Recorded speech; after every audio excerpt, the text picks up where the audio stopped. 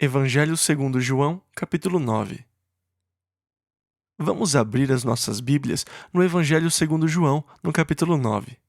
Jesus estava tendo uma discussão com os fariseus no templo na época da festa dos tabernáculos, mais ou menos 6 meses antes da Páscoa que Jesus foi crucificado. E no capítulo 8 está a sua conversa com eles, com as suas declarações para eles. Antes que Abraão existisse, eu sou. E assim, na última vez que vimos Jesus, eles estavam apanhando pedras para atirar contra ele, e ele passou pelo meio deles e deixou os limites do templo. Versículo 1. E passando Jesus. O capítulo 9 começa logo após eles tentarem apedrejá-lo, por causa da sua afirmação da sua divindade. Antes de Abraão, eu sou. Então, e passando Jesus, viu um homem cego de nascença. Em todos os registros dos evangelhos, esse é o único acontecimento onde Jesus curou uma pessoa que as escrituras afirmam que o seu mal era de nascença. Agora, em Atos, há alguns que tinham suas condições desde o nascimento, e sem dúvida, Jesus curou muitos com doenças congênitas, mas esse caso é o único registrado nos evangelhos que é distintivamente descrito como uma condição desde o nascimento. Versículo 2. E os seus discípulos lhe perguntaram, dizendo: Rabi, quem pecou, este ou seus pais, para que nascesse cego?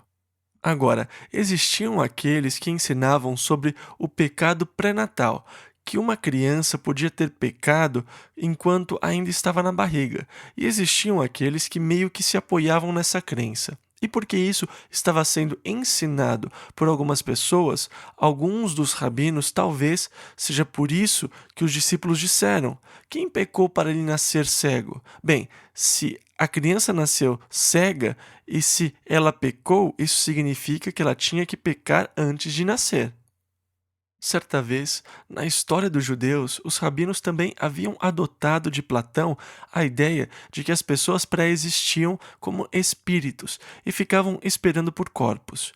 E alguns deles eram bons espíritos e outros eram espíritos maus. Mas os homens pré-existiam como espíritos esperando por corpos.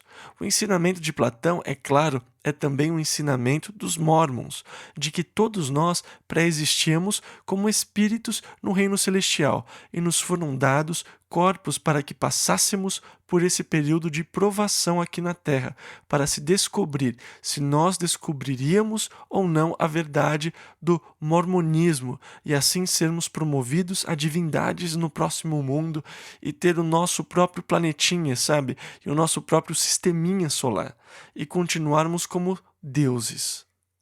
E então aqui a pergunta: quem pecou, este ou seus pais, para que nascesse cego? Esse é o julgamento de Deus sobre os seus pais por algum pecado que cometeram? É interessante para mim que, muito frequentemente, nós temos esse tipo de pensamento de uma direta retribuição de Deus quando calamidades vêm sobre nós. Deus está me punindo por alguma coisa que fiz.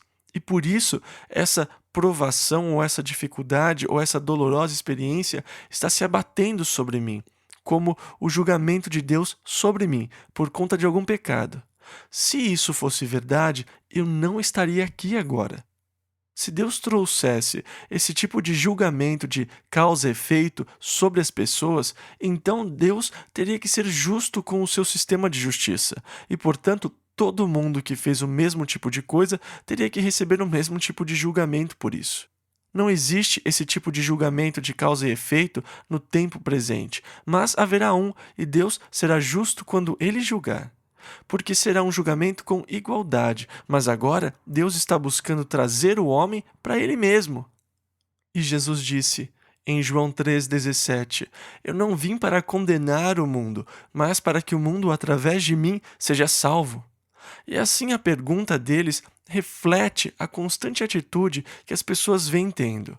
Essa atitude que foi expressa pelos homens que foram confortar Jó durante a sua aflição.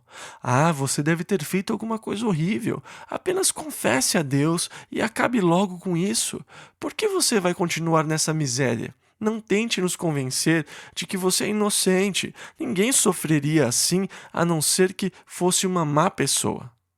Porém, toda a história de Jó, tendo a visão geral, como temos a oportunidade na Bíblia, nós entendemos que não era o julgamento de Deus sobre Jó por causa de algum pecado que ele havia cometido.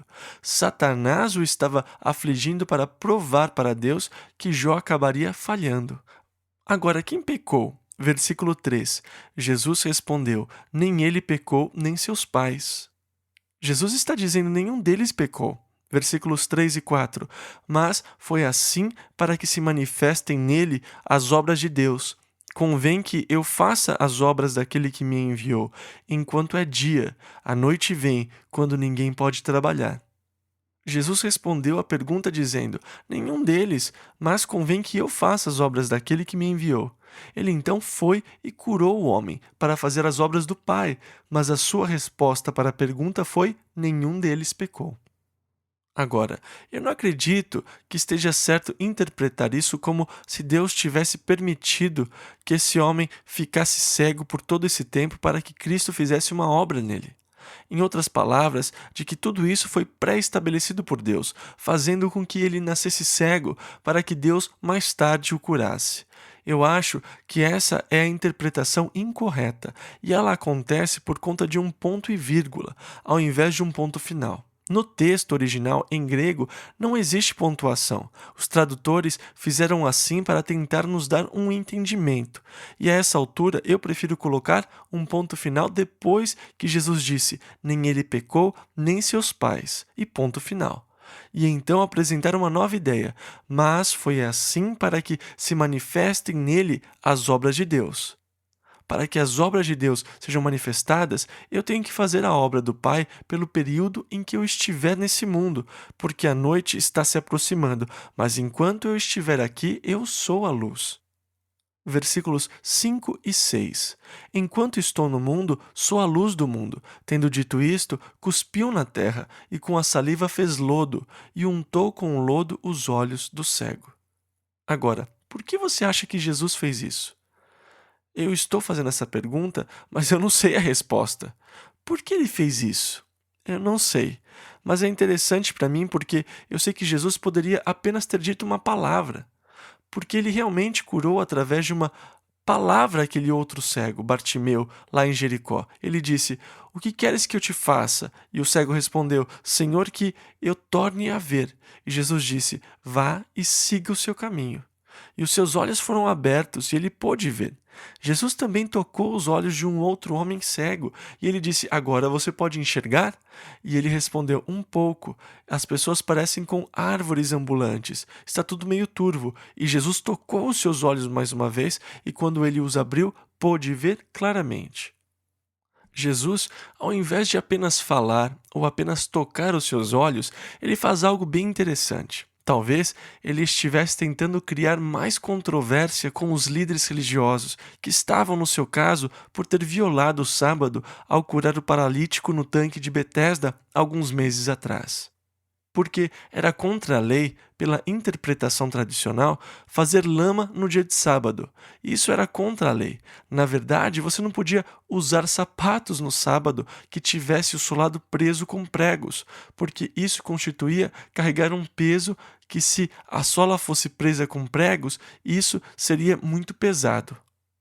E eles tinham todo esse tipo de interpretação estranha da lei, e fazer barro no sábado era contra a lei.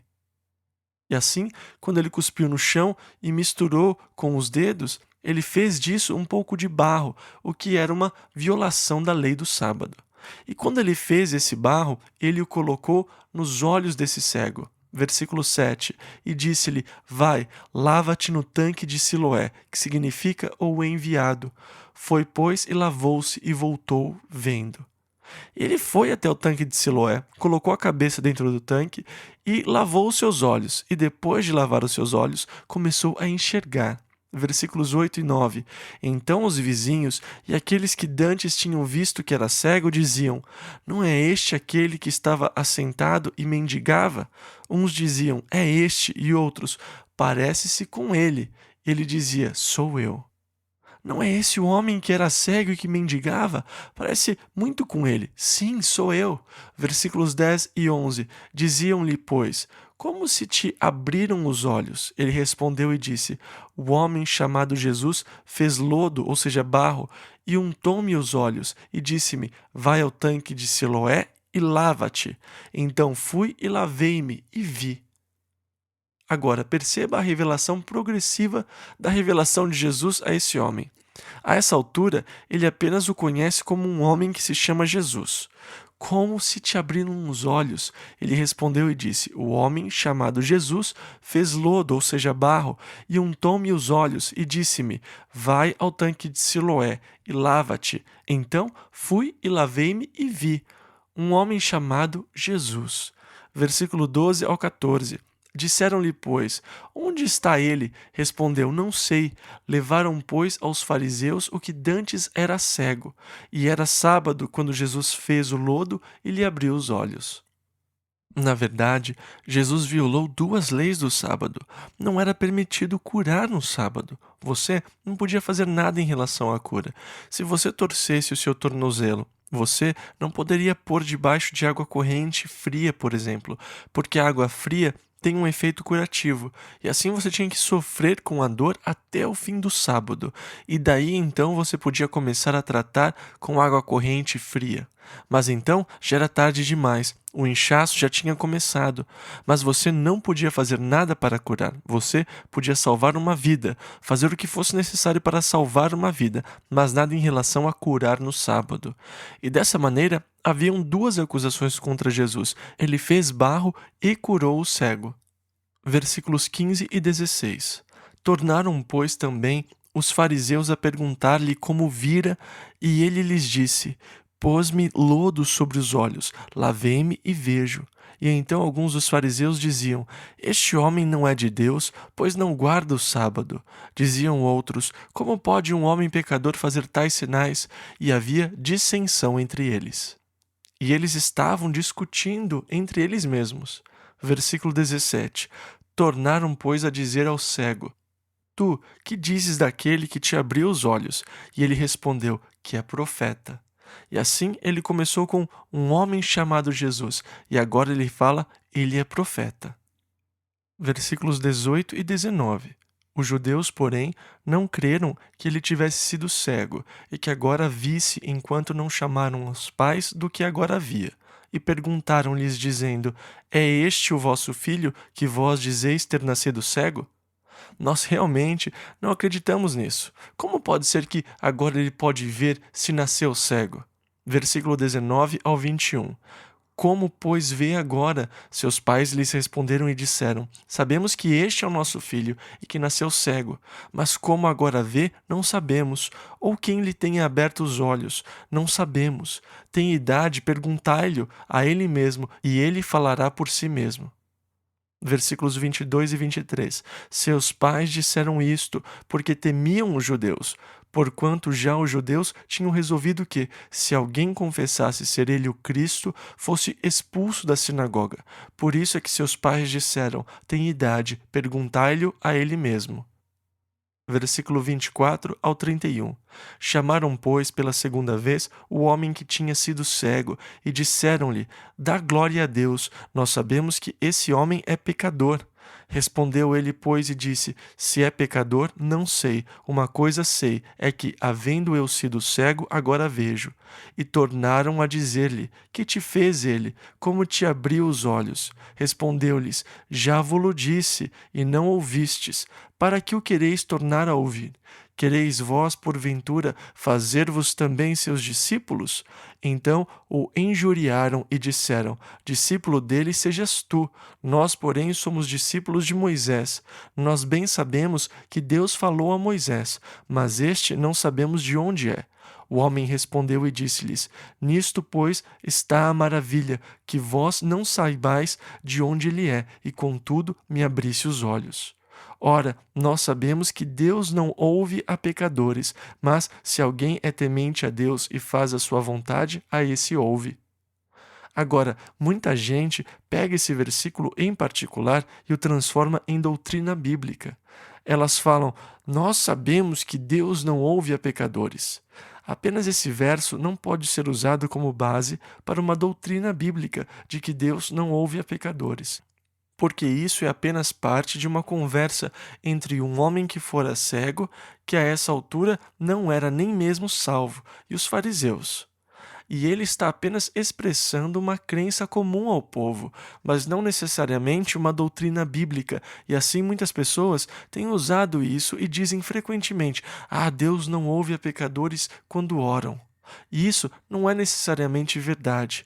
E as Escrituras certamente não confirmam isso como uma verdade bíblica, porque essa é apenas a opinião de um homem que era cego para os fariseus, em resposta ao seu interrogatório. Deus ouve a pecadores quando estes oram? Como você foi salvo? Se Deus não ouvisse a pecadores quando orassem, nenhum de nós seria salvo. Deus ouve a pecadores, e isso faz parte da graça e da misericórdia de Deus. Entretanto, se eu, como filho de Deus, estou considerando iniquidade no meu coração quando oro, então o Senhor não me ouve, e isso quem diz é Isaías. No capítulo 59 de Isaías está escrito: Eis que a mão do Senhor não está encolhida para que não possa salvar, nem é gravado o seu ouvido para não poder ouvir, mas as vossas iniquidades fazem separação entre vós e o vosso Deus. E o pecado pode sim separar você de Deus. Ele pode separar você da comunhão com Deus, mas apenas dizer que Deus não ouve a pecadores quando oram não é verdade. Deus ouve de verdade os pecadores quando oram. Jesus disse lá em Lucas 18, nos versículos 13 e 14: O publicano, porém, estando em pé, de longe, nem ainda queria levantar os olhos ao céu, mas batia no peito, dizendo: Ó Deus, tem misericórdia de mim, pecador. Digo-vos que este desceu justificado para a sua casa. Nós realmente lemos que o Senhor está longe dos ímpios, mas a oração dos justos escutará. Este é o Provérbio 15, versículo 29. Mas os ouvidos do Senhor também estão abertos para os pecadores, quando estão clamando a Deus por misericórdia e socorro. Deus é um Deus gracioso. Versículo 32. Desde o princípio do mundo, nunca se ouviu que alguém abrisse os olhos a um cego de nascença. Se um homem pode abrir os olhos de uma pessoa cega, isso é algo muito único. Versículos 33 e 34. Se este não fosse de Deus, nada poderia fazer. Responderam eles e disseram-lhe: Tu és nascido todo em pecados e nos ensinas a nós? Eles supõem que o que Jesus disse não era verdade, que a cegueira era resultado dos pecados desse homem. Você nasceu em pecados. Mas Jesus disse: Não, não. Quando os discípulos perguntaram: Quem pecou para que esse homem nascesse cego? E assim eles fizeram essa suposição por ele ser cego desde o nascimento. Versículo 34. E expulsaram-no. Ou seja, ele foi jogado para fora da sinagoga. Versículo 35 ao 37. Jesus ouviu que o tinham expulsado e, encontrando-o, disse-lhe: Crês tu no Filho de Deus? Ele respondeu e disse: Quem é ele, Senhor, para que nele creia? E Jesus lhe disse: Tu já o tens visto, e é aquele que fala contigo. E isso nos leva de volta ao capítulo 4, quando Jesus estava falando com uma mulher no poço em Samaria. E ela disse: Eu sei que quando o Messias vier, ele nos ensinará todas as coisas. E Jesus disse: Esse sou eu que falo contigo. Crês tu no Filho de Deus? E este homem respondeu: Quem é ele, Senhor, para que nele creia? E Jesus lhe disse: Tu já o tens visto, e é aquele que fala contigo. Versículos 38 e 39. Ele disse: Creio, Senhor, e o adorou. E disse-lhe Jesus: Eu vim a este mundo para juízo, a fim de que os que não veem, vejam, e os que veem sejam cegos. E então vemos esse interessante caso de um homem que foi colocado para fora pela organização religiosa. Eles o colocaram para fora, eles o expulsaram, mas Jesus o acolheu. Versículos 40 e 41. E aqueles dos fariseus que estavam com ele, ouvindo isto, disseram-lhe: Também nós somos cegos? Disse-lhes Jesus: Se fosseis cegos, não teríeis pecado, mas, como agora dizeis, vemos, por isso o vosso pecado permanece. Tem um ditado que diz: não existe ninguém tão cego quanto os que não querem enxergar. Essa era a condição dos fariseus. Eles diziam que podiam ver, eles afirmavam ter um entendimento superior das Escrituras, e mesmo assim eles se recusavam a enxergar. Jesus disse: se vocês fossem realmente cegos, então vocês poderiam ser perdoados, mas porque vocês dizem que enxergam, vocês estão encrencados. Um homem será considerado responsável pelo conhecimento que tem. Eles tinham o conhecimento, eles viram a luz, mas não andaram nela. Evangelho segundo João, capítulo 10. E então aqui, no capítulo 10, parece ser apenas uma continuação desse acontecimento, onde o homem cego recebeu a sua visão, sendo colocado para fora pela religião organizada, mas sendo acolhido por Jesus Cristo. E assim, Jesus disse, versículo 1, na verdade, vos digo que aquele que não entra pela porta no curral das ovelhas, mas sobe por outra parte, é ladrão e salteador. E mais à frente, Jesus vai dizer: eu sou a porta. Se alguém tentar entrar por qualquer outro lugar, através de qualquer outro sistema, esse é ladrão e assaltante. Jesus disse: eu sou o caminho, eu sou a porta. Há apenas um caminho para o curral, que é pela porta. Eu sou essa porta. Tentar subir por outra parte faz parte da ação dos ladrões e assaltantes. Se você tentar entrar no reino de Deus através das suas boas obras, se você tentar entrar no reino dos céus por ser religioso, você nunca terá sucesso. Jesus disse: eu sou o caminho, a verdade e a vida, e ninguém vai ao Pai a não ser por mim. O Dr. Adam Smith, que viajou extensivamente pela Terra Santa por vários anos, conhecendo a cultura do povo, escreveu um livro fascinante fornecendo contexto bíblico ao compreender a cultura dessas pessoas. E ele se lembra de uma conversa com um pastor um dia que estava apontando para esse cercado emparedado. Ele estava explicando para o doutor como eles levavam as ovelhas para esse cercado à noite e como lá nesse cercado as ovelhas ficavam seguras.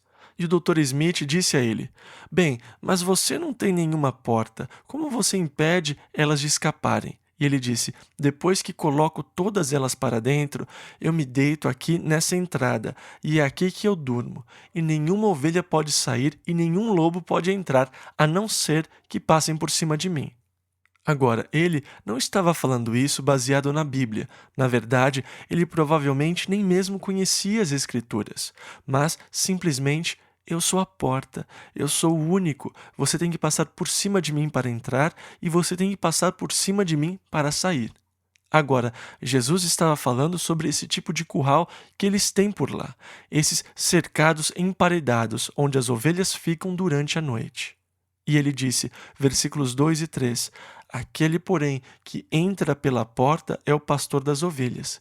A este o porteiro abre, e as ovelhas ouvem a sua voz, e chama pelo nome as suas ovelhas, e as traz para fora. Assim, à noite, eles colocam as ovelhas nesses cercados para proteção, e de manhã, quando estavam prontos para partir, havia vários rebanhos levados a esses cercados. E durante a noite eles se misturavam, mas de manhã, quando o pastor estava pronto para levá-las para os campos para pastarem, ele ia para a porta e chamava, e suas ovelhas conheciam sua voz. Elas então deixavam o cercado e o seguiam. E você pode tentar imitar esse chamado, mas as ovelhas nunca te seguiriam. Elas conhecem a voz do pastor, elas só atendem a ele. E assim Jesus disse, as ovelhas ouvem a sua voz e chama pelo nome as suas ovelhas e as traz para fora. Esse é um retrato bem vivo que é muito familiar para essas pessoas dessa cultura, mas não familiar para nós em nossa cultura. Mas a ideia é que o pastor conhece as suas ovelhas, porque haviam ovelhas que eram suas e ovelhas que não eram suas. E fazendo disso uma alegoria espiritual, o mundo é composto de dois tipos de pessoas, aquelas que são suas ovelhas e aquelas que não são. Existem esses dois tipos hoje no mundo. Ou você pertence a ele ou não. Ele conhece as suas ovelhas. Ele as chama por nome. Para mim, todas as ovelhas parecem iguais. Quer dizer, eu não consigo ver a diferença. Eu já vi os pastores conduzindo um rebanho pelas colinas, mas para mim, todas elas se parecem. Mas então, você vai até o pastor que está cuidando delas e você diz: uma de suas ovelhas foi para o outro lado, e ele vai chamá-la pelo nome. Esse José sempre me dá problemas. E daí ele o chama pelo nome: José, volta aqui, agora! Talvez você assoviaria e o seu cachorro iria atrás dele e o levaria de volta ao rebanho. Ele conhece as suas ovelhas, ele as chama pelo nome. Assim, o Senhor sabe se você é uma de suas ovelhas. Ele o chama pelo nome, ele conhece as suas características e elas conhecem a sua voz. Versículo 4: E quando tira para fora suas ovelhas, vai adiante delas, e as ovelhas o seguem, porque conhecem a sua voz. Ele chama as suas próprias ovelhas, elas ouvem a sua voz e o seguem. Embora todas as ovelhas ouçam a voz, apenas as suas respondem. Há uma passagem interessante em Romanos 8 que diz: Porque os que dantes conheceu, também os predestinou para serem conformes à imagem de seu Filho. E nós vamos falar sobre predestinação e aqueles que ele já sabia que escolheria e aqueles que ele escolheu, ele chamou. E ele chama, e embora todos ouçam o seu chamado, somente as suas ovelhas respondem. E como você sabe se você é ou não é uma de suas ovelhas? Simples. Se você respondeu ou não respondeu ao seu chamado, é assim que você vai saber. E se você respondeu ao seu chamado, você é uma ovelha dele. Se você não respondeu ao seu chamado, então você não é uma de suas ovelhas. É simples assim, mas ao mesmo tempo tão profundo. As minhas ovelhas ouvem a minha voz e me seguem. Versículos 5 e 6. Mas de modo nenhum seguirão o estranho. Antes fugirão dele, porque não conhecem a voz dos estranhos. Jesus disse-lhes esta parábola, mas eles não entenderam o que era que lhes dizia. E por isso Jesus começou a explicá-la. Versículos 7 e 8. Tornou, pois, Jesus a dizer-lhes: em verdade vos digo que eu sou a porta das ovelhas. Todos quantos vieram antes de mim são ladrões e salteadores, mas as ovelhas não os ouviram. Agora, ele não está se referindo a Moisés e a Elias e aos profetas quando disse: todos quantos vieram antes de mim são ladrões e salteadores. Mas ele estava se referindo ao decadente sistema religioso que o judaísmo se encontrava, por tentar arranjar um outro caminho até Deus, tentando levar o homem a Deus por meio de obras, através das tolices dos fariseus e suas tentativas de manter os aspectos folclóricos tradicionais da lei. Mas as ovelhas não os ouviram. Versículo 9. Eu sou a porta. Se alguém entrar por mim, salvar-se-á, e entrará e sairá, e achará pastagens. Jesus disse: eu sou a porta. Você tem que vir até mim. Você tem que entrar por mim. O sistema religioso judaico não fará isso por você. Você tem que entrar por mim. Versículo 10. O ladrão não vem senão a roubar, a matar e a destruir. E isso é exatamente o que falsos sistemas religiosos farão por você. Eles lhe roubarão e, eventualmente, lhe destruirão. Mas Jesus disse, versículo 10 ainda: eu vim para que tenham vida e a tenham com abundância. Que contraste entre os sistemas religiosos e o cristianismo. Infelizmente, o cristianismo é frequentemente classificado como uma das religiões do mundo. O cristianismo está muito longe de ser um sistema religioso como eu estudo e analiso sistemas religiosos e os comparo ao cristianismo. A diferença básica está no fato de que as religiões são tentativas humanas de alcançar a Deus. E se eu fosse fazer um desenho para ilustrar o que é religião, eu desenharia um círculo, que seria a Terra, e por causa da minha habilidade artística, eu colocaria um homenzinho com as mãos levantadas tentando alcançar a Deus. O homem começando aqui pela Terra. Eu o colocaria sobre as pontas dos pés, tentando alcançar o céu, tentando alcançar o infinito, tentando alcançar a Deus. Os sistemas religiosos estão baseados no esforço dos homens em construir uma ponte até Deus. Mas não importa o quão alto ele possa se esticar, você não pode construir uma ponte do finito ao infinito. É uma impossibilidade. Se eu tivesse que desenhar o que é cristianismo, eu faria um círculo, a terra e mãos vindo do céu em direção daquele homenzinho na terra, porque o cristianismo é a tentativa de Deus de alcançar o homem. Quando Jacó estava fugindo de seu irmão Esaú e foi para Betel, ele encontrou uma pedra e a usou como travesseiro, e por conta do seu cansaço foi dormir. Enquanto dormia, ele teve um sonho, e nesse sonho ele viu uma escada que ia da terra até o céu, e o Senhor estava em pé no topo da escada. E os anjos de Deus estavam subindo e descendo do céu para a terra pela escada. E quando ele acordou de manhã, ele estava maravilhado e ele disse: Verdadeiramente o Senhor está nesse lugar e eu não sabia. Ontem à noite, quando eu cheguei aqui assustado, cansado, desgastado, dolorido, eu não tive a consciência da presença de Deus. Um lugar estéril, rochoso, deserto, eu não me dei conta da sua presença, mas agora eu sei. Verdadeiramente o Senhor está nesse lugar e eu não sabia disso. Nós lemos esse trecho em Gênesis 28. Agora, a religião tenta construir essa escada da terra para alcançar o céu. O que é finito tentando alcançar o infinito, mas com o cristianismo, o infinito tem alcançado o que é finito. Eu posso aceitar que o infinito possa alcançar e tocar o que é finito. Isso não é problema para o Deus infinito. E assim, com o cristianismo, eu não tenho nenhum problema. Com religiões, eu tenho problemas tremendos, porque você tem o que é finito tentando alcançar o infinito. Como isso pode ser possível? Eu não consigo entender. Jesus, muito interessantemente, declarou aos seus discípulos quando ele os estava chamando pela primeira vez. Ele falou: Porque te disse, vi-te debaixo da figueira, crês? Coisas maiores do que estas verás. E disse-lhe: na verdade vos digo que daqui em diante vereis o céu aberto e os anjos de Deus subindo e descendo sobre o Filho do Homem. O que ele estava dizendo? Eu sou a escada de Jacó, eu sou o acesso a Deus. Você verá o céu aberto para o homem, pois Deus está lhe alcançando, Deus está construindo a escada, e eu sou a escada que Deus fez, pela qual o homem pode chegar a Deus. E dessa maneira, há enorme diferença entre cristianismo e religião. O sistema religioso irá roubar o homem. Eles destruirão as pessoas, ao passo que o cristianismo trará vida às pessoas e vida com abundância.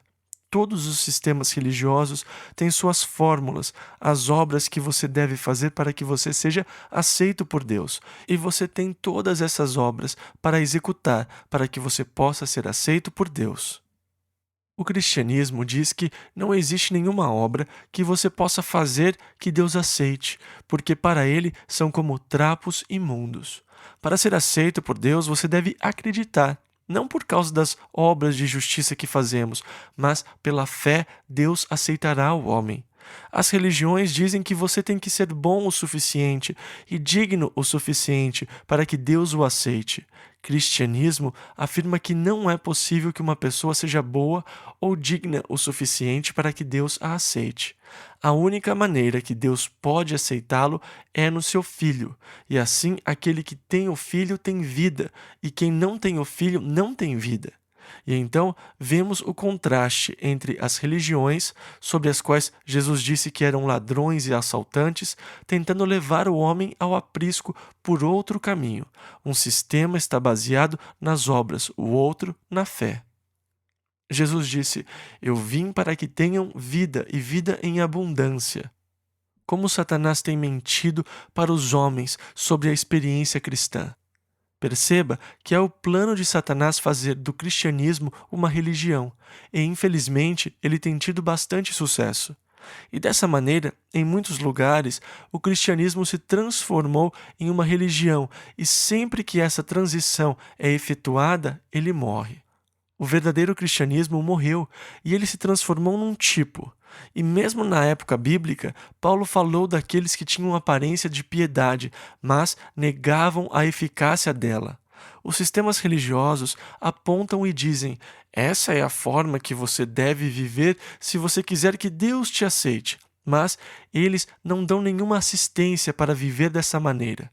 E Jesus aponta e diz: agora, esse é o caminho, mas você não conseguirá sozinho. Mas se você crer em mim, eu virei e habitarei em você. Eu vou transformá-lo e o farei uma nova pessoa. E lhe darei poder para fazer aquilo que você não consegue, porque eu quero que você tenha uma vida abundante de intimidade com o Pai. E Ele faz por todos nós o que nós mesmos não conseguimos ao habitar em nós. Perceba que nenhuma religião lhe dá o poder de proceder de acordo com seus preceitos. Somente o cristianismo é a infusão do poder de Deus para viver a vida que Deus gostaria que você vivesse, essa vida abundante em Cristo. Jesus então continuou a dizer, versículos 11 e 12: eu sou o bom pastor dá a sua vida pelas ovelhas, mas o mercenário, o assalariado e o que não é pastor, de quem não são as ovelhas, vê vir o lobo e deixa as ovelhas e foge, e o lobo as arrebata e dispersa as ovelhas. Então Jesus aponta o contraste entre o pastor, o verdadeiro pastor, e o mercenário. Um jovem pastor veio até a mim porque ele havia sido convidado para ser o pastor de uma igreja. E ele foi à igreja e pregou um sermão que as pessoas gostaram. E ele conheceu o conselho da igreja. E o conselho apresentou o salário dele, as suas obrigações e também as restrições que eles queriam colocar sobre ele. Eles deram uma lista com o que ele podia e não podia fazer. E ele me procurou, porque ele não sabia se deveria aceitar ou não o convite para ser o pastor dessa igreja. E eu o aconselhei a não aceitar. Eu disse: eles não estão procurando por um pastor, eles estão procurando por um assalariado. Eles vão contratar você para que você seja o ministro deles, para dizer as coisas que eles querem ouvir, para fazer as coisas que eles querem que sejam feitas. Mas eles realmente não estão procurando por um pastor, mas estão procurando por um assalariado, e eu não seria um assalariado por ninguém. Os meus serviços não estão à venda. O assalariado, o mercenário, não se importa com as ovelhas, mas o pastor sim. O pastor conhece as ovelhas, ele ama as ovelhas e ele daria a vida pelas ovelhas.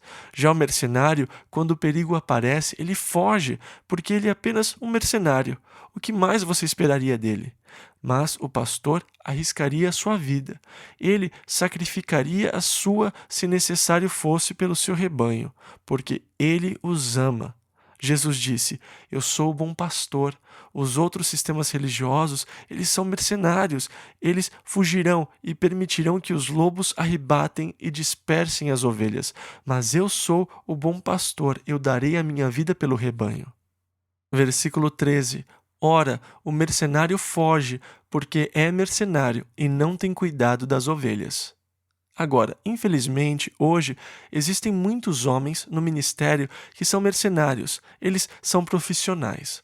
Eles realmente não se importam com as ovelhas, porque eles são mercenários. E sua única preocupação é tirar proveito do rebanho de Deus. E existem muitos homens tentando explorar o rebanho de Deus.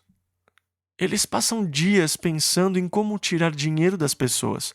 Eles gastam muito dinheiro para que pessoas coloquem em cartas os seus esquemas para ganharem dinheiro. Tudo com o propósito de tirar proveito do rebanho de Deus. Eles são mercenários, não se importam com o rebanho de Deus. Embora as cartas sempre digam: eu estava pensando em você hoje, fulano. Está tudo bem.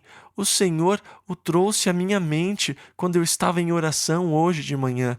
E como eu adoraria ir até a sua casa para conversarmos. Mas eu sei que você é uma pessoa muito ocupada e que provavelmente não teria esse tempo. E então, por que você não me escreve com um pedido de oração e coloca junto uma oferta? Porque o nosso ministério está enfrentando muitas dificuldades. Esses são mercenários explorando o rebanho de Deus. A preocupação do pastor é alimentar o rebanho de Deus, trazê-los a bons pastos, comida para que eles cresçam. Jesus disse para Pedro: apacente as minhas ovelhas. Pedro escreveu: apacentem o rebanho de Deus que está entre vocês. E os pastores buscam alimentar o rebanho. As ovelhas devem ser fortes e saudáveis. Deus tem me abençoado abundantemente de diversas formas. Deus tem abençoado os investimentos que fizemos e tem nos prosperado além do que sonhamos. E por causa dessas bênçãos de Deus, eu agradeço ao Senhor por poder devolver a metade do meu salário para a igreja todos os anos. O meu filho disse para mim: pai, por que você continua pregando? Você poderia se aposentar e de qualquer maneira você já devolve a maior parte do seu salário para a igreja mesmo. Por que você não se aposenta e descansa um pouco?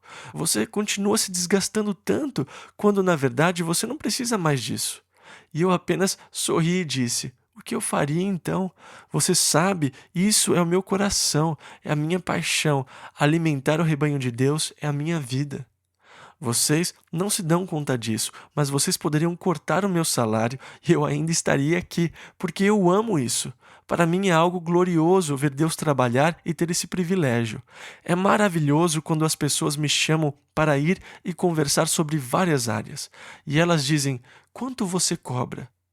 E é uma alegria poder dizer: bem, eu tenho um pai muito rico, sabe? E é ele que toma conta de todas as minhas despesas. Eu não cobro nada. Como é glorioso ter recebido de graça e de graça poder oferecer. Eu agradeço a Deus pela posição que Ele me deu. Assim como Paulo, eu não sou um peso para ninguém. Eu respondo apenas para Deus, por ser seu servo, para fazer a sua obra. Mas eu não sou um mercenário. Você não pode me contratar. Mas eu quero ser o seu pastor, alimentando as ovelhas do Senhor. E Jesus disse, versículo 14, eu sou o bom pastor e conheço as minhas ovelhas, e das minhas sou conhecido.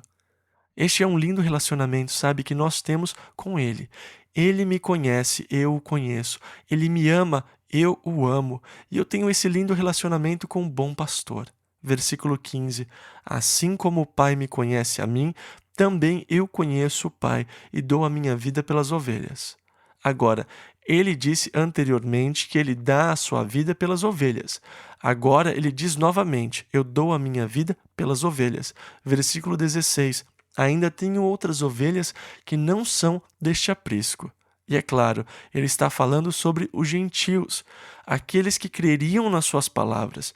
Vocês fazem parte das ovelhas do outro aprisco. Versículo 16 ainda. Também me convém agregar estas, e elas ouvirão a minha voz, e haverá um rebanho e um pastor. E, portanto, em Cristo não há judeu, nem grego, nem bárbaro, nem escravo, nem livre. Todos nós somos um em Cristo. Não há posição social, cargos ou qualquer outra coisa, pois somos todos comuns, apenas um em Jesus Cristo. Cabelos compridos, cabelos curtos, casacos, gravatas, tudo isso não importa.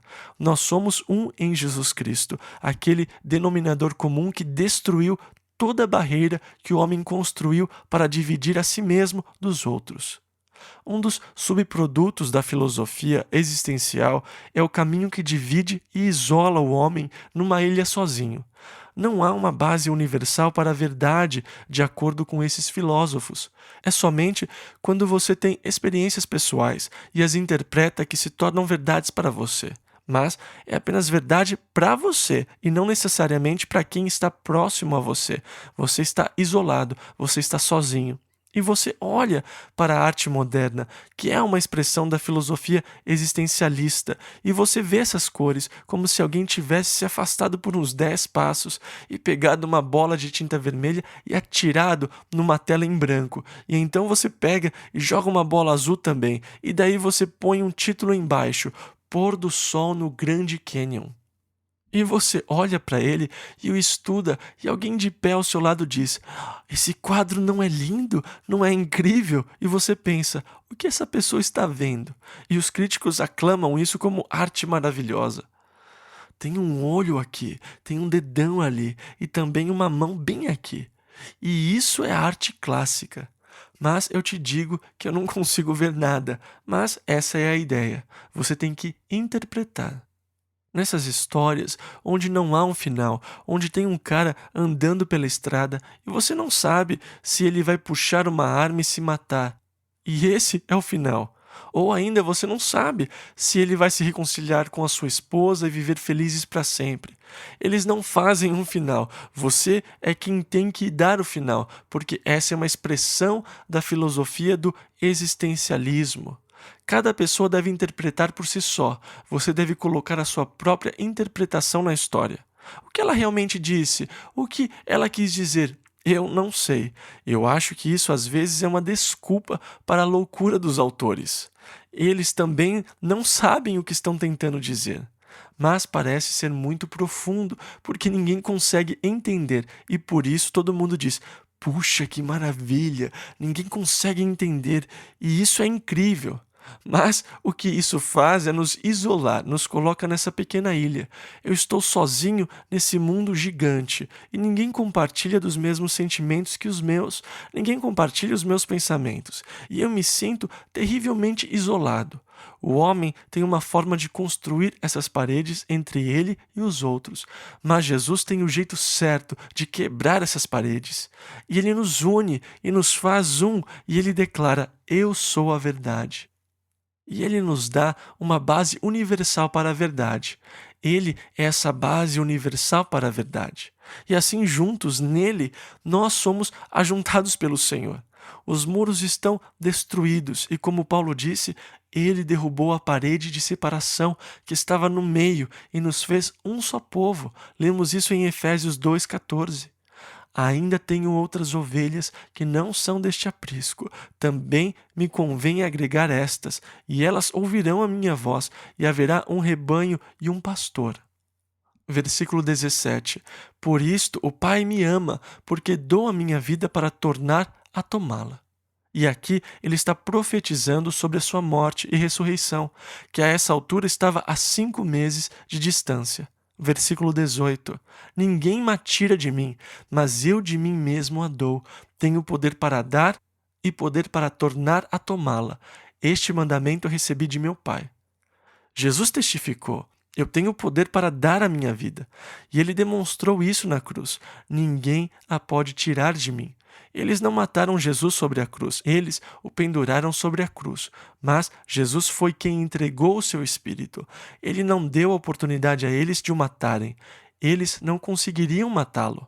Ele entregou o seu espírito. Ele disse: Pai, nas tuas mãos eu entrego o meu espírito. E havendo dito isso, expirou. Ele entregou a sua vida. Ninguém a pode tirar de mim. Eu dou a minha vida. Eu tenho poder para dá-la e tenho poder para retomá-la. E ele provou que tinha o poder para entregá-la, e depois de 3 dias ele provou que ele tinha o poder de tomá-la de volta. E ele ressuscitou dos mortos. E nós celebramos isso. O túmulo está vazio. Ele tem o poder de tomar a sua vida de volta. Versículo 19 ao 21. Tornou, pois, a haver divisão entre os judeus por causa dessas palavras. E muitos deles diziam: tem demônio e está fora de si. Por que o ouvis? Diziam outros: estas palavras não são de endemoniado. Pode, porventura, um demônio abrir os olhos aos cegos? E então, nesse ponto, surgiu uma grande divisão entre os judeus. E no próximo verso, o tempo já vai haver passado. Entre o verso 21 e 22, há um intervalo de tempo de outubro a dezembro. Os acontecimentos até o verso 21 ocorreram durante a festa dos tabernáculos em Jerusalém, que é em outubro. E agora, João nos diz, versículo 22, e em Jerusalém havia a festa da dedicação, e era inverno. Também conhecido como Festival das Luzes, que acontecia no dia 21 de dezembro. Essa festa da dedicação era a celebração da purificação do templo por Judas Macabeus, depois que ele havia sido profanado por Antíoco Epifanes, governante da Síria, mas que era grego. E essa era a celebração daquela purificação do templo por esse bravo guerreiro. E Jesus estava novamente em Jerusalém e era inverno, era dezembro. Versículo 23 ao 25. E Jesus andava passeando no templo e no alpendre de Salomão. Rodearam-no, pois, os judeus e disseram-lhe: Até quando terás a nossa alma suspensa? Se tu és o Cristo, dize-no-lo abertamente. Respondeu-lhes Jesus: Já vo-lo tenho dito, e não credes. Ele havia dito a eles: Antes que Abraão existisse, eu sou. E por isso ele disse: Eu já falei para vocês. Eles queriam que ele dissesse abertamente: Eu sou o Messias. E ele não iria dar a eles essa satisfação. Mais cedo, Jesus tinha dito aos seus discípulos: Quem vocês dizem que eu sou? E Pedro disse: Tu és o Cristo, o Filho do Deus vivo. E Jesus disse: Bem-aventurado seja você, Simão, pois carne e sangue não revelaram isso a você, mas o meu Pai que está nos céus. Ele reconheceu isso diante dos discípulos. Para a mulher de Samaria, que disse: Eu sei que quando o Messias vier, ele nos ensinará todas as coisas, Jesus respondeu: Mulher, eu que falo contigo sou ele. Mas mesmo assim, ele ainda não havia dito isso abertamente aos judeus, e eles estavam querendo essa declaração. Até quando você vai nos deixar em dúvida? Se você é o Messias, nos diga abertamente. E Jesus lhes respondeu dizendo: Eu já lhes disse e vocês não creram. Versículo 25. As obras que eu faço em nome de meu Pai, essas testificam de mim. Ele abriu os olhos do cego. A cura do homem que estava paralítico por 38 anos. Eram esses milagres que Jesus estava fazendo. Ele estava dizendo aqui: Vocês não precisam que eu lhes diga abertamente. Essas obras testificam quem eu sou. E se nós voltarmos às profecias de Isaías sobre o Messias, no capítulo 61, nós encontraremos essas coisas escritas sobre ele. Versículo 26. Mas vós não credes porque não sois das minhas ovelhas. Esta é uma declaração muito interessante. Nós chegaremos nela quando virmos predestinação. Versículos 26 e 27. Como já vo-lo tenho dito, as minhas ovelhas ouvem a minha voz, e eu conheço-as, e elas me seguem. Agora, se passaram 3 meses e ele está voltando à última coisa que ele estava conversando com eles, sobre as suas ovelhas que o seguem. E há um intervalo de tempo. Jesus os traz de volta ao mesmo assunto que ele estava conversando com eles anteriormente. E ele está fazendo mais uma declaração muito importante sobre as suas ovelhas. As minhas ovelhas ouvem a minha voz, e eu as conheço, e elas me seguem. Versículo 28. E dou-lhes a vida eterna, e nunca hão de perecer, e ninguém as arrebatará da minha mão. Quando eu leio isso, eu fico tão agradecido por eu ser uma das suas ovelhas. Isso nos traz uma segurança gloriosa, ser uma de suas ovelhas, por ter ouvido a sua voz, por ter respondido ao seu chamado, por segui-lo, por ter recebido a vida eterna, entendendo que eu nunca perecerei e ninguém pode me arrebatar das suas mãos. Ele disse, versículos 29 e 30, Meu Pai, que mas deu, é maior do que todos, e ninguém pode arrebatá-las da mão de meu Pai. Eu e o Pai somos um. Vocês querem que eu lhes diga claramente, mais claro do que isso? Eu e o meu Pai somos um. Isso está mais do que claro. Versículo 31. Os judeus pegaram então outra vez em pedras para o apedrejar. Os judeus estavam dizendo: Nós entendemos a mensagem, está claro o suficiente. Jesus está corretamente afirmando aqui a sua igualdade com o Pai. Aos Filipenses, no capítulo 2, versículo 6, Paulo disse que, sendo em forma de Deus, não teve por usurpação ser igual a Deus. Eu e o Pai somos um. Ele está afirmando sobre a sua igualdade com Deus, afirmando sobre a sua divindade. Eles entenderam a afirmação. Para eles, isso foi uma blasfêmia, e por isso estavam prontos para apedrejá-lo, de acordo com seu entendimento da lei sobre blasfêmia. As pessoas dizem, Jesus nunca afirmou ser Deus. Elas nunca leram as Escrituras.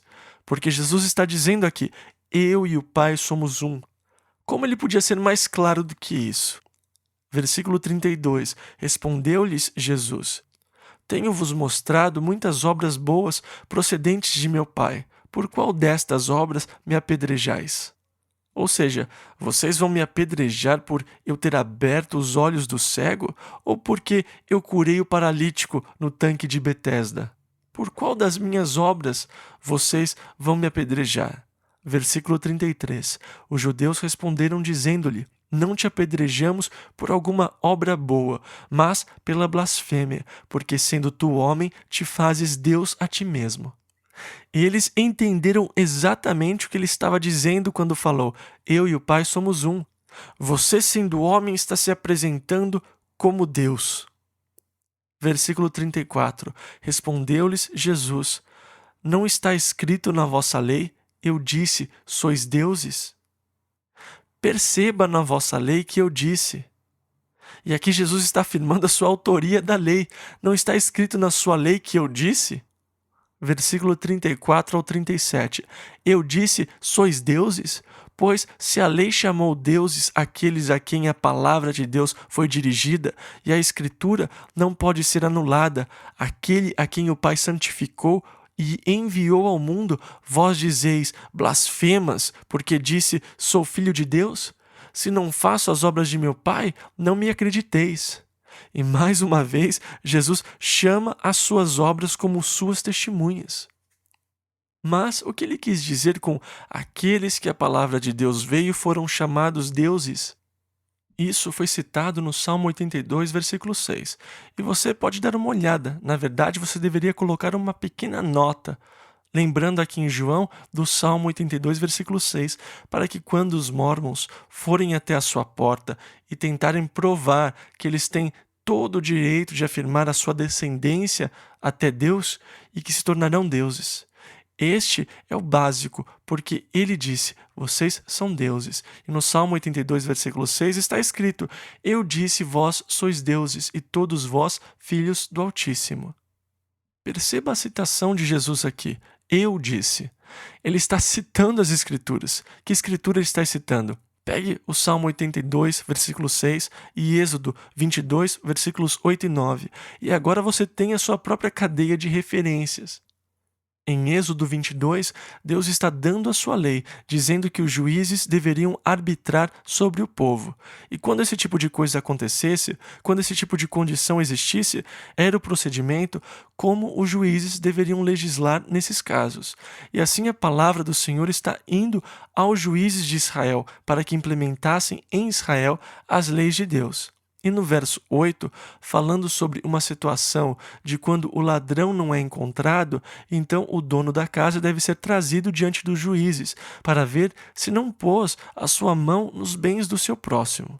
Sobre todo negócio fraudulento, sobre boi, sobre jumento, sobre gado miúdo, sobre roupa, sobre toda a coisa perdida, de que alguém disser que é sua, a causa de ambos será levada perante os juízes.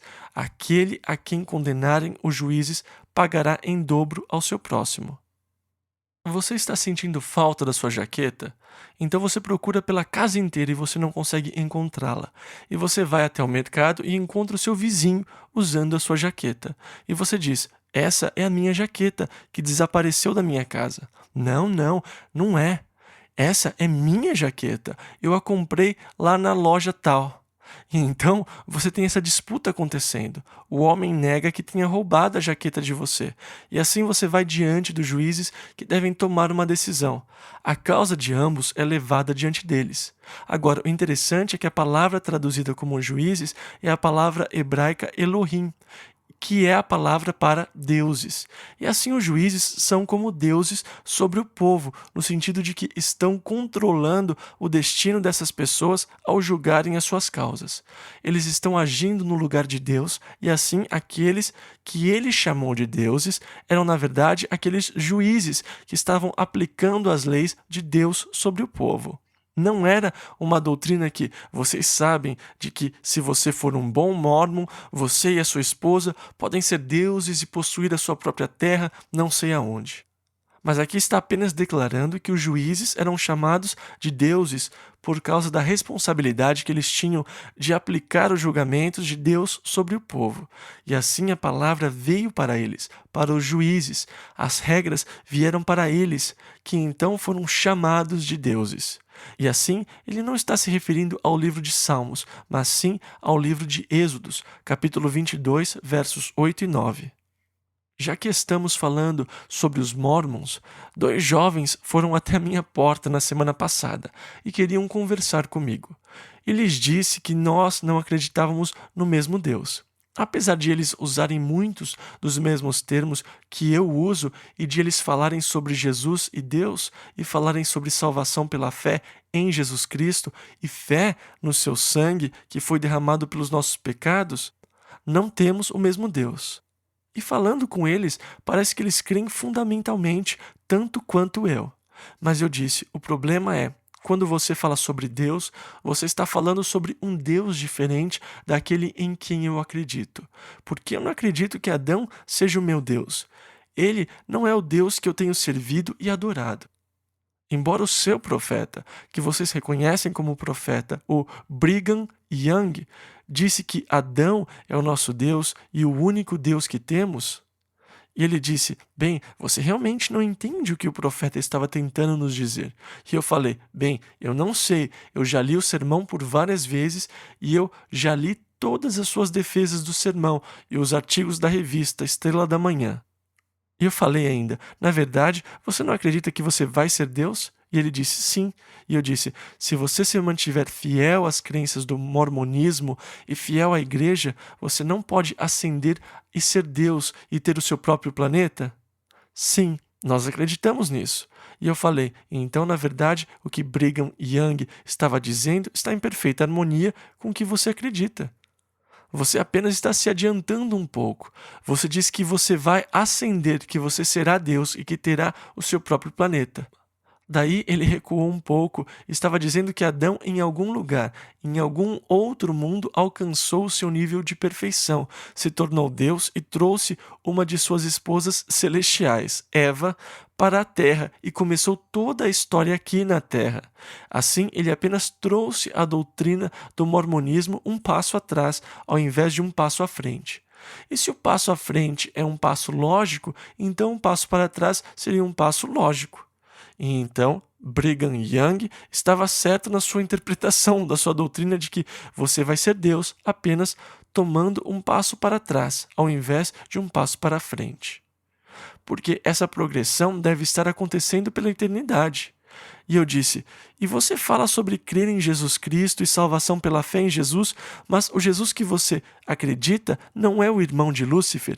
E ele disse, sim, nós acreditamos que ele é o irmão de Lúcifer. E eu falei, bem, então ele não é o mesmo Jesus que eu creio. Você está falando sobre outro Jesus Cristo. Eu não conheço o Jesus que você está falando, porque o Jesus que eu creio não é o irmão de Lúcifer, porque isso tornaria Lúcifer um filho de Deus. Mas o Jesus que eu creio é o único e unigênito Filho de Deus. Ele não é uma criatura, e Lúcifer é uma criatura de Deus. E se você acredita que Jesus é o irmão de Lúcifer, então você rebaixa Jesus. Jesus disse, eu e o Pai somos um. Portanto, o Jesus no qual eu acredito não é o irmão de Lúcifer, mas é um com o Pai. E assim nós acreditamos na verdade, em deuses diferentes e diferentes Jesus. Esses jovens ficaram estarrecidos e eles foram embora balançando suas cabeças e eu fiquei orando por eles.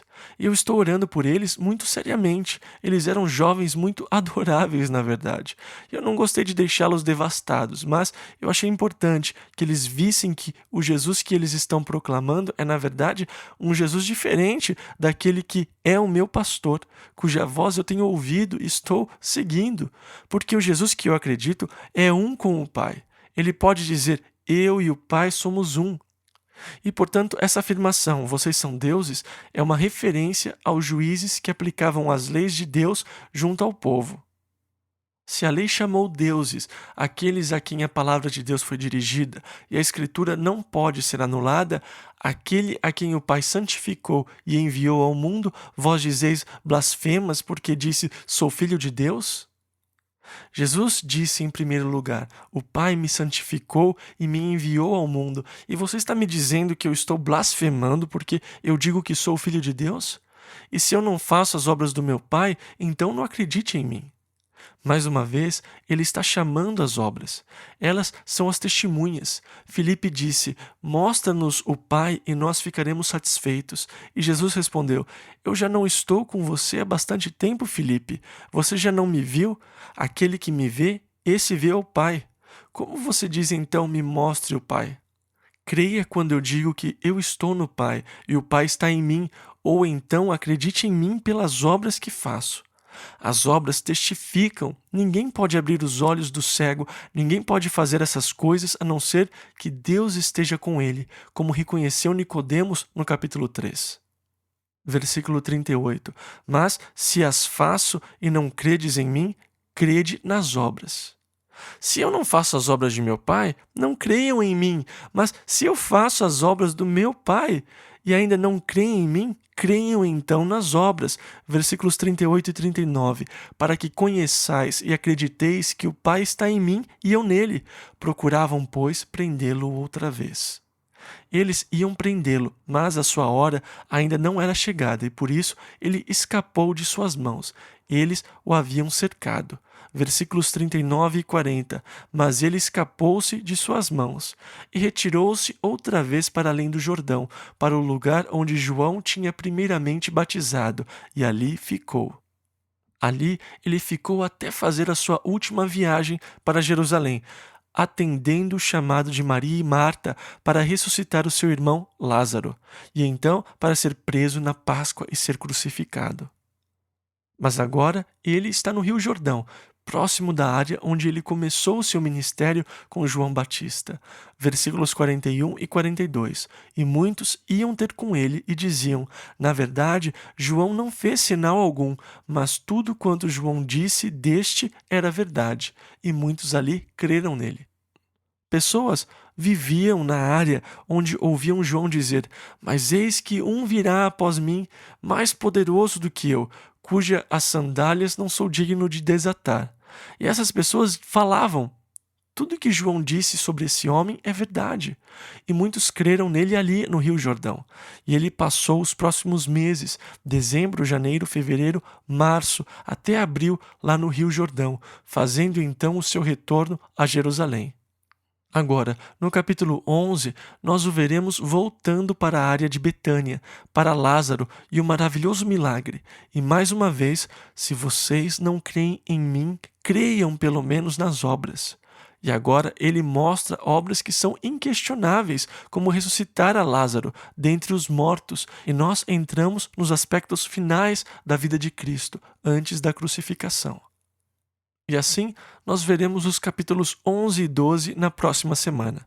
Mais uma vez, nós oramos para que o Senhor lhes dê uma semana maravilhosa, que Ele possa lhes fortalecer, que Ele possa lhes dar sabedoria, que Ele abençoe os nossos empregos e as suas diversas atividades. Que Ele possa abrir oportunidades para que vocês possam servir e serem suas testemunhas.